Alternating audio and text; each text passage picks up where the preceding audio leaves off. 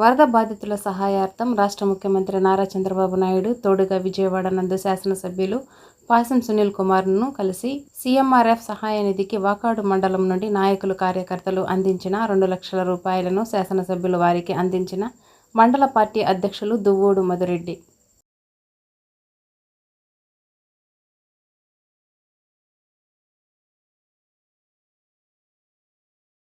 అందరికీ నమస్కారం.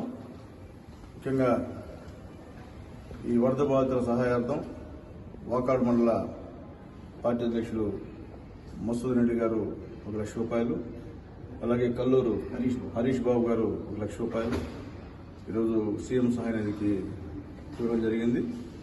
ఈ డబ్బులతో ఆ వార్డులో ఉన్నటువంటి పేదవాళ్ళకి ఏదైనా అవసరం, అత్యవసర వస్తువులు కానీ అవసరం దాన్ని తీసి ఇద్దామని అనుకుంటున్నాం.